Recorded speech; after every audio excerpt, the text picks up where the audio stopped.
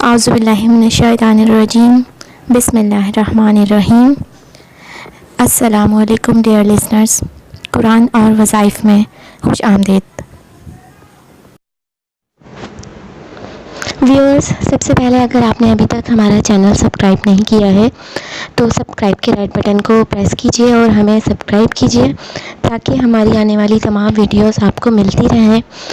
ہماری اس چینل پہ قرآن کی وظائف اور نعتوں سے ریلیٹڈ ویڈیوز ہم لگاتے ہیں۔ انشاءاللہ اگر آپ چینل سبسکرائب کریں گے تو تمام ویڈیوز آپ کو ملتی رہیں گی۔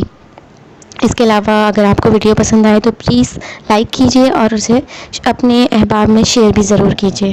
جزاک اللہ خیراً۔ ڈیئر لسنرز، آج میں آپ کے لیے شعبان کی نفلی عبادات بتاؤں گی۔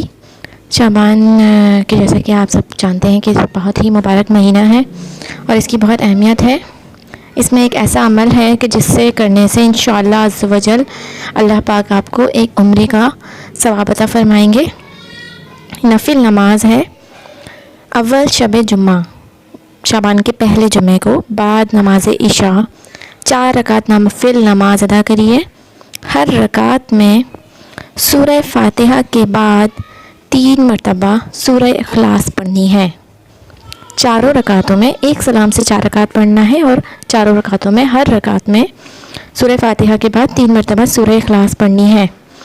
اس نفل نماز کے پڑھنے سے انشاءاللہ عز و جل اللہ پاک آپ کو عمرے کی سعادت عطا فرمائیں گے۔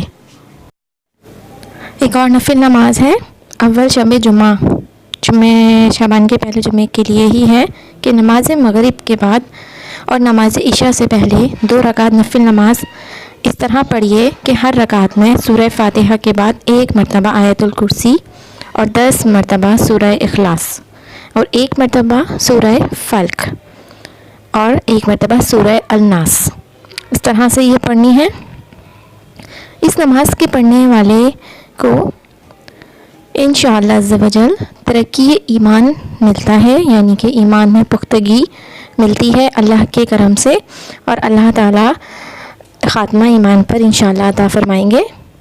تو یہ نماز صرف 2 رکعت نماز ہے اور انشاءاللہ مشکل سے 10 منٹ سے بھی کم ٹائم لگے گا، اور انشاءاللہ اگر آپ یہ عمل کریں گے تو انشاءاللہ آپ کو بہت فائدہ ہوگا آپ کے دین میں اور ایمان میں انشاءاللہ عز و جل۔